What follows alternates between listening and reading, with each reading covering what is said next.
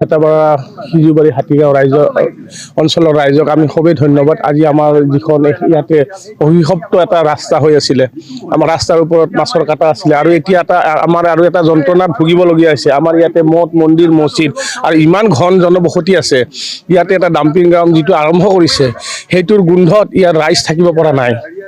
এটা বস্তু আমাৰ ভাল হ'ল, মাছৰ কাটাটো ইয়াৰ পৰা গুচি গ'ল, সেইটো আমাৰ বহুত ভাল হৈছে। এতিয়া দ্বিতীয়তে আমি ভুগিবলগীয়া হৈ আছে আমাৰ সেই ডাম্পিং গ্ৰাউণ্ডটো, যিটো ডাম্পিং গ্ৰাউণ্ডৰ কোনো ছিষ্টেমেটিক নাই, আৰু ইমান গোন্ধ, ইয়াৰ ৰাইজে আমাৰ ইয়াতে থাকিব পৰা নাই। গতিকে আমাৰ ৰাইজে আজি আমি মিলি সকলোৱে, আমাৰ কাউন্সিলৰ বাইদেউ, আমাৰ মণ্ডলৰ সভানেত্ৰী, দিছপুৰ মণ্ডলৰ সভানেত্ৰী বাইদেউ, নাগৰিক সমিতিৰ আমাৰ চেয়াৰমেন বাইদেউ আহিছে। গতিকে আমি গোটেইখিনি আলোচনা কৰিছোঁ যাতে, আৰু কাউন্সিলৰ বাইদেউক আৰু লগতে চৰকাৰকো অনুৰোধ জনাইছোঁ, আমাৰ এই ডাম্পিং গ্ৰাউণ্ডটোৰ আমাক অলপ ব্যৱস্থা কৰি দিব লাগে, যাতে আমাৰ ৰাইজে শান্তিত থাকিব পাৰে। কাৰণ এইটোৰ কাৰণে বহুত বীজাণু বিয়পিব পাৰে, বেমাৰ হ'ব পাৰে। গতিকে চৰকাৰক অনুৰোধ জনাইছোঁ, তেওঁলোকে অলপ চিন্তা চৰ্চা কৰক আৰু ডাম্পিং গ্ৰাউণ্ডটো ইয়াৰ পৰা যাতে শিফ্ট কৰে, সেইখিনিয়ে মোৰ ক'বলগীয়া। বহুত মানুহে আপত্তি কৰিছিল, কিন্তু এটা শুভ বুদ্ধি হ'ল মানুহখিনিৰ, যে মাছৰ বজাৰখন ইয়াৰ পৰা শিফ্ট কৰিলে, লৈ গ'ল। এতিয়া ঘটনাটো হ'ল কি, যে আমাৰ এই ঠাইখিনি যথেষ্ট বহল চৰকাৰী মাটি, ইয়াতে আমি এটা ৱাকিং জোন কৰিব পাৰোঁ, বা ৰাস্তাটো সেইফালৰ পৰা বনাই আহিছে, এই হেৰিৰ ফালৰ পৰা, এইটো কি বুলি বেতকুচিৰ ফালৰ পৰা বনাই আহিছে। গতিকে বেতকুচি ফালৰ পৰা বনাই অহা ৰাস্তাটো আপোনালোকে দেখিছে নিশ্চয়, এইটো এটা সুন্দৰ ৰাস্তা হৈছে। মাত্ৰ অকণমান জেগা বাকী আছে ভেটাপাৰা চকলৈকে এইখিনি ৰাস্তা বনাই লোৱা, আৰু দ্বিতীয়তে ইয়াতে মাছৰ বজাৰখন যোৱাৰ পাছত ইয়াৰ পৰিৱেশ যিটো আছিল, এই পৰিৱেশটো এনেই বহুত উন্নত হৈছে, আৰু এই পৰিৱেশটো উন্নত কৰাৰ কাৰণে আমি ৰাইজ ওলাই আহি পেলাই ইয়াতে কি কৰিছোঁ, এখন মিটিং কৰিছোঁ, আৰু আমি প্ৰথম পৰ্যায় হিচাপে ইয়াতে আমি গছপুলি ৰোপণ কৰিম। আৰু গছপুলি ৰোপণ কৰাই নহয়, আমি মনস্থ কৰিছোঁ, আমি প্ৰতিজ্ঞা কৰিছোঁ যে এই গছপুলিবোৰ যাতে ভালকৈ ডাঙৰ দীঘল হৈ উঠে, তাৰ কাৰণেও স্থানীয় ৰাইজে ব্যৱস্থা ল'ব। গতিকে এইটো এটা এই অঞ্চলৰ ৰাইজৰ এটা বৰ ভাল উদ্যম। মই আশা ৰাখিছোঁ যে এই উদ্যম কাৰ্যত পৰিণত হ'ব, আৰু আমি সকলো এটা পৰিৱেশ পাম, যি পৰিৱেশত আমি ভালকৈ উশাহ ল'ব পাৰিম। আমি এটা উশাহ লোৱাত অসুবিধা পাইছোঁ, আমি এতিয়া গৰমৰ কাৰণে ওলাব নোৱাৰা অৱস্থা হৈছোঁ। এইটো একমাত্ৰ হৈছে গছ নোহোৱাৰ কাৰণে, যে গছবিলাক কাটি কুটি পাহাৰবিলাকত ঘৰ বনাই চব নষ্ট কৰি দিছে। গতিকে ইয়াতে পাহাৰ নাই, কিন্তু গছবিলাক, ইয়াতো গছ নাই, গতিকে গছ ৰোৱাৰ ব্যৱস্থা কৰিম আমি। তাৰ পাছত হয়তো চাফাই অভিযান ল'ম, তাৰ পাছত হয়তো অন্যান্য কিবা কিবি ইয়াতে আমি এনেকুৱা প্ৰজেক্ট ল'ম, যি প্ৰজেক্টৰ পৰা চব ৰাইজৰে উপকাৰ হ'ব। গতিকে এনেকুৱা ধৰণে আমি আগবাঢ়িম বুলি ভাবিছোঁ। এইটো ইনিচিয়েল ষ্টেজ, আৰম্ভণি ষ্টেজ। গতিকে আৰম্ভণি ষ্টেজত আপোনালোকে দেখিছে যথেষ্ট মানুহ ইয়াতে উপস্থিত হৈছে, আৰু ভাল ভাল কথা কৈছে তেওঁলোকে। আৰু এই যিখিনি মানুহ আহিছে, এইখিনি স্বতঃস্ফূৰ্তভাৱে নিজে নিজে ওলাই অহা মানুহ, নিজে নিজে ওলাই, মাতা নাই, কোনো আহ্বায়ক নাই। গতিকে এই মানুহখিনি যিহেতু এনেকুৱা ধৰণে ওলাই আহিছে, আৰু মানুহখিনিৰ মুখ চেহেৰাবিলাক দেখিলে গম পাব যে ভব্য গভ্য শিক্ষিত মানুহ, চব মানুহবিলাক। গতিকে এই মানুহবিলাকৰ যিটো প্ৰচেষ্টা, এই প্ৰচেষ্টা সফল হ'ব বুলি মই আশা ৰাখিছোঁ, আৰু আপোনালোকৰ সহযোগিতা ভৱিষ্যতে আমি কামনা কৰিছোঁ। আমাৰ যদি কিবা ভাল কাম হয়, তেনেহ'লে এই কামখিনি আপোনালোকে হাইলাইট কৰি দিয়ক, তেতিয়াহ'লে আমাৰ মানুহখিনি উৎসাহ পাব। এইখিনিকে কৈ আৰু এটা ডাম্পিং গ্ৰাউণ্ডৰ কথা এটা কৈছে। ডাম্পিং গ্ৰাউণ্ডটো আমি বৰ খুব এটা ইচ্ছা কৰা নাই। এটা ডাম্পিং গ্ৰাউণ্ড চৰকাৰে পাতিম বুলি আমাৰ কাউন্সিলৰ বাইদেৱে কৈছে, কিন্তু আমি এইটোত বৰ এটা হোৱা নাই, সন্মতি প্ৰকাশ কৰা নাই। আমি ভাবোঁ বাইদেৱে আমাৰ কথাখিনি শুনিব, কাউন্সিলৰ বাইদেৱে, আৰু তেখেতৰ যি ওপৰ মহলা আছে, এই ওপৰ মহলাৰ কথাটো কৈ পেলাই কনভিন্স কৰাৰ কাৰণে, বিশ্বাস জন্মোৱাৰ কাৰণে এটা ব্যৱস্থা ল'ব। সেয়ে নহয় ইয়াতে বন্ধ কৰি ৰাখে, সেয়ে নহয় ইয়াতেতো এনেকুৱা এটা ব্যৱস্থা এটা আছে, পৰিৱেশ এটা আছে। তাৰ উপৰি ঠাইখিনিত হয়তো ভৱিষ্যতে, এতিয়া হৈছে নে নাই মই আজি নাজানো, ভৱিষ্যতে হয়তো এই ঠাইখিনিত এনেকুৱা ব্যৱস্থা হ'ব, যদি ইয়াতে কোনো উন্নত পৰিৱেশ নহয়, তেতিয়াহ'লে মানুহবিলাক বিপথে পৰিচালিত হ'ব। ড্ৰাগছৰ বেপাৰ চলি আছে, মদৰ কাৰবাৰ চলি আছে। গতিকে এইবিলাক আহি পেলাই ইয়াতে যদি হয়, তেতিয়াহ'লে আমাৰ যিবিলাক নৱপ্ৰজন্ম আছে, এই নৱপ্ৰজন্মবিলাকৰ ভৱিষ্যতবিলাক নষ্ট হৈ যাব। গতিকে আশা কৰিছোঁ যাতে ডাম্পিং গ্ৰাউণ্ডটো ইয়াতে নবনাই, উপযুক্ত বেলেগ কোনোবা অন্য ঠাইত পাতিলে আমি যথেষ্ট ভাল পাম। গ্ৰাউণ্ড বুলি ক'ব গ'লে উপযুক্ত ঠাই নহয়, কাৰণ ইয়াত জনবসতি বহুত কম। তেনেহ'লে ইয়াত ডাম্পিং গ্ৰাউণ্ড দিলে বহুত লোকৰ বেমাৰ আজাৰ হ'ব। নহয়, এজনে আমাৰ কৈছে, এজনে আমাৰ ইনফৰ্মেলি কৈছে যে ইয়াতে যদি ডাম্পিং গ্ৰাউণ্ড এটা হয়, তেতিয়াহ'লে এখন হস্পিটেল হ'ব লাগিব।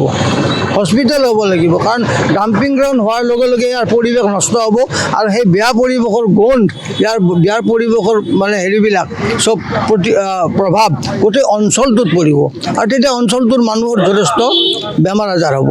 গতিকে সেইকাৰণে আমি আশা ৰাখিছোঁ যে তেওঁলোকে নিশ্চয় ইয়াতে ডাম্পিং গ্ৰাউণ্ডটো নবনায়। আজি আমাৰ প্ৰতিথি ৱাৰ্ডৰ অন্তৰ্গত বৰসজাই উন্নয়ন সমিতিয়ে যি বৃক্ষৰোপণ কাৰ্যসূচীৰে নিমন্ত্ৰণ কৰিছে আৰু তেখেতসকলৰ এই অঞ্চলৰ জ্যেষ্ঠ নাগৰিকসকল আহিছে, বাসিন্দাসকল আহিছে, তাৰ কাৰণে মই ধন্যবাদ জ্ঞাপন কৰিছোঁ তেখেতসকলক। প্ৰথম কথা হ'ল ইয়াত এখন আপোনালোকে গম পায় ইয়াতে এখন হ'লচেল মাৰ্কেট আছিলে মাছৰ।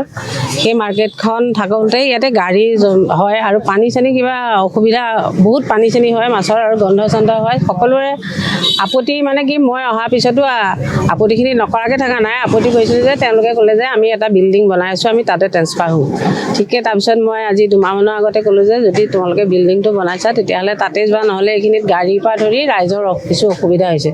তেওঁলোক ইতিমধ্যে গৈছে। যোৱা হ'লত আমাৰ যিখিনি জেগা আমাৰ খালী হ'ল এতিয়া আমি সংৰক্ষণ কৰিব লাগে, কাৰণ এতিয়া আপোনালোকে দেখিছে ইয়াতে চালিঘৰ বহুত আছে। এই চালিঘৰখিনি যদি আকৌ পুনৰ ইয়াত গ্ৰাস কৰি উঠে, কোনোবা ভাড়া লৈ আহে, কিবা কৰিবলৈ হ'লে ইয়াতে ড্ৰাগছ চাগছ আজিকালি যিমান ব্যৱসায় আছে সেইখিনি মানুহে সুবিধা পাব। গতিকে সেইখিনি আঁতৰাই দি আমি বৃক্ষৰোপণ কৰি এই জেগাখিনি আমি ক্লিয়াৰ কৰিব লাগে। ক্লিয়াৰ কৰাৰ লগে লগে আমি যাতে এটা বৃক্ষৰোপণে যেনেকৈ আমাৰ গোটেই পৰিৱেশটো উন্নত কৰে, প্ৰদূষণ নাইকিয়া কৰে, আমি তেনেকৈ যদি গোটেইখিনি মানুহে লাগি যাওঁ তেতিয়াহ'লে নিশ্চয় এই কামত আগবাঢ়ি যাব পাৰিম। আৰু সেইকাৰণে তেখেতসকলক মই ধন্যবাদ জ্ঞাপন কৰিছোঁ। আৰু এই অঞ্চলৰ যিসকল লোক আছে, মই আহোঁ, তেখেতসকলক মই লগো পাওঁ, তেখেতসকলৰ লগত মোৰ কথা বতৰা হৈ থাকে। বিশেষকৈ তেখেতসকলে আজি এই আলোচনাত আমাৰ যিটো ইয়াতে ডাষ্টবিন পইণ্ট এটা, তাৰমানে ছেকেণ্ডেৰী ডাষ্টবিন ষ্টেচন হয়, আমাৰ ঘৰৰ পৰা যিটো জাবৰ আহে চিধা আমাৰ নিব নোৱাৰে, বৰাগাঁও নিব নোৱাৰে, নিয়াৰ কাৰণে ইয়াতে আমাৰ ছেকেণ্ডেৰী জমা কৰি পেলাই ইয়াৰ পৰা লৈ যায়।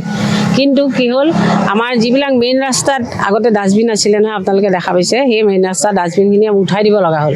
উঠাই দিয়াৰ কাৰণে কি কৰিছে, মই মাত্ৰ 43 ৱাৰ্ডৰহে থ'ব লাগিছিলোঁ ইয়াত, কিন্তু এতিয়া গৈ 3টামান ৱাৰ্ডৰ আহিলে। তাৰপিছত মই যোৱা মিটিঙত ক'লোঁ যে নহয়, ইয়াত অৱৰ্ণনীয় অৱস্থা হৈছে, গন্ধতটো সেইখিলে যাবই নোৱাৰি আৰু ৰাস্তাটো মাথাউতি খহি গৈছে আৰু তাৰ কাষৰ খহি আমাৰ যিখন কবৰস্থান আছে, কবৰস্থানৰ ৱালো খহাই দিছে।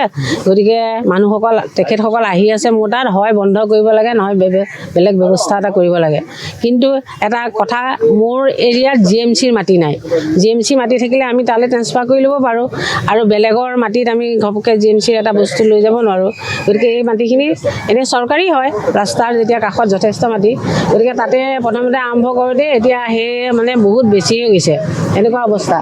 এতিয়া তেওঁলোকক মই কৈছোঁ, হয় ইয়াত আপোনালোকে এটা স্থায়ী, ধৰক যেনেকৈ আমাৰ জু-ৰোডৰ কাষত ঘৰ আছে যে, আমাৰ জাবৰ ৰখা ঘৰ, নাৰেংগীটো আছে, তেনেকৈ যদি এটা ঘৰ বনাই লয় আমাৰ ৱাৰ্ডৰ কাৰণে, তেতিয়াহ'লে সেই ঘৰটো হ'লে মানে কি জাবৰখিনি সোমাই থাকিব, তাৰপৰা গন্ধ নহয় আৰু তাৰপৰা নি থাকিব পাৰিব। কিন্তু আমাৰ ফৰ্মুলাটো মানে কেনেকুৱা, আমি ৰাতিপুৱা 10টা বজাৰ আগত মানে জাবৰ উঠাব লাগিব, তাৰ 10টা বজাৰ আগত ঘৰৰ পৰা মানে জাবৰ উঠালে, নহ'লে পিছত উঠাব নোৱাৰে। আৰু পাছবেলা আমাৰ 4টা বজাৰ পৰা দিছে, ঘৰে ঘৰে জাবৰটো উঠাই আনি আমাৰ ৰাতিৰ ভিতৰত আৰু সেই জাবৰ ইয়াৰ পৰা চাফা কৰি লৈ যাব লাগে। কিন্তু কি হয়, আমাৰ যিখিনি NGOৰ আণ্ডাৰত থাকে গাড়ী, তেওঁলোকে ঘৰত গ'লে কেতিয়াবা এনেকুৱা ৰাস্তাত যায়, বাৰিষা দিনত পানী হৈ আছে ৰাস্তা, কিছুমানে ৰাতি যাব নোৱাৰে, লাইট নাই, এনেকুৱা অসুবিধাখিনিৰ কাৰণে তেওঁলোকৰ সময়বিলাক তাৰমানে তেওঁলোকৰ অগাপিছা হৈছে। ঠিক সময়ত যদি পেলায় তেতিয়াহ'লে আমাৰ ৰাতিৰ ভিতৰত জাবৰখিনি চাফা হৈ যায় আৰু লগে লগে বন্ধ হৈ যায়। আৰু 2 নম্বৰতে তাৰমানে তেওঁলোকে এই জাবৰখিনি আমাৰ ৰাতিয়ে লৈ যায়, কিন্তু ৰাতিয়ে আপোনালোকে গমেই পায় ডাম্পাৰ আহে থাকি আমাৰ এইখিনি লৈ যায়। আৰু আপোনালোকে এই ৰাস্তাটোত আগলৈ দেখা পাব যে আমাৰ এই ৰাস্তাটোৰ যিটো কাষত এটা ড্ৰেইন আছিলে, ড্ৰেইনৰ কাষত যথেষ্টখিনি খালী জেগা আছিলে। এই খালী জেগাখিনি আজি 2 বছৰ মই যেতিয়া ধৰক কাউন্সিলাৰ হৈ আহিছোঁ, তাৰপিছতে আমাৰ ৱাইলেছ, হাতীগাঁও এইবিলাক অঞ্চলত পানী হওঁতে ড্ৰেইনবিলাক বনাইছিলে নহয়। ড্ৰেইন বনোৱা সেই মাটি যিমান ড্ৰেইনৰ বস্তু আছিলে, ড্ৰেইনৰ চব আনি ইয়াতে জমা কৰিছে মানে ময়ো নাজানো, কোনেও নাজানে, ৰাতি পেলায়, তেওঁলোকেও নাপায়, এনেকুৱা সমস্যা কৰি এতিয়া এইটো গোটেই গড় বান্ধি দিলে।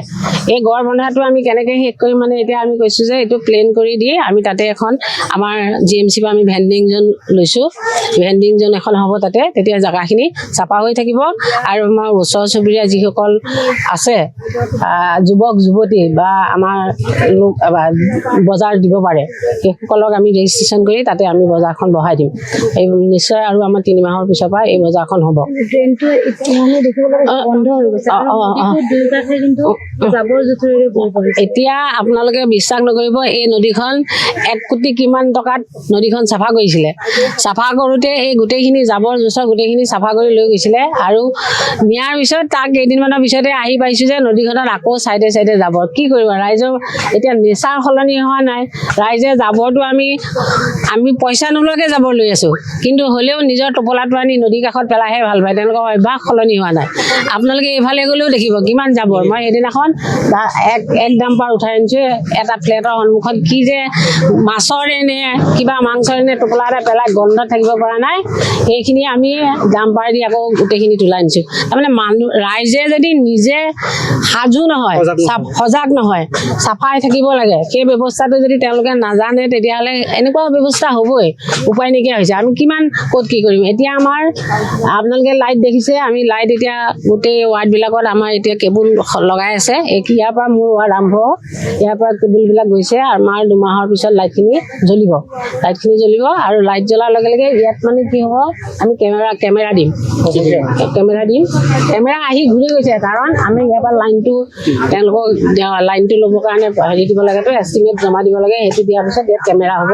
কেমেৰা হ'লে আমাৰ এনেকুৱা জাবৰ, আপোনালোকে চিন্তা কৰিব, জাবৰটো আমাৰ ঘৰে ঘৰে অনা জাবৰটো গাড়ীটো আহেই, তাৰ ওপৰত আমাৰ কিছুমানৰ মানুহৰ ঘৰত কিবা ধৰক ঘৰ ভাঙি কিবা জাবৰ জম হৈ আছে, সেই জাবৰটোও আনি ইয়াতে পেলায়।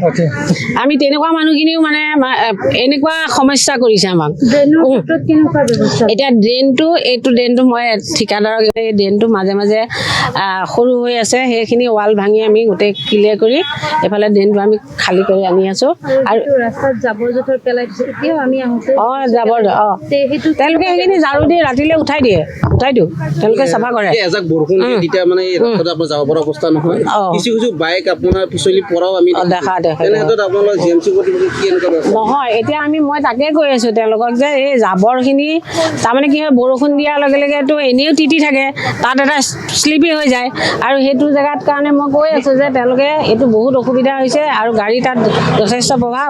গতিকে তেওঁলোক কালি মেয়ৰৰ তাত গৈছিলেও নেকি, মোক কিবা এটা কোৱা শুনিছোঁ। তেওঁলোকে মেয়ৰে কি ব্যৱস্থা কৰে, মই এইটো কৈছোঁ যে যদি আপোনালোকে পাৰ্মানেণ্ট কৰে তেতিয়াহ'লে তাত সম্পূৰ্ণ যেনেকৈ কৰিব লাগে তেনেকৈ কৰক, আৰু যদি পাৰ্মানেণ্ট নকৰে তেতিয়াহ'লে ইয়াৰ পৰা উঠাই নিয়ক। কাৰণ মোৰ ওচৰত সদায় তেওঁলোকৰ প্ৰব্লেমখিনি আহি থাকে, মই আৰু সহ্য কৰিব নোৱাৰোঁ, আৰু গন্ধও হয়, অবাধ গন্ধ। আৰু আমাৰ ৰাইজেও সকলোৱে মিলি সেইসকলৰ ওপৰত চকু দিব লাগে, তেতিয়াহে আমাৰ জেগাখন চফা হৈ থাকিব। আৰু দেখা পোৱা যায়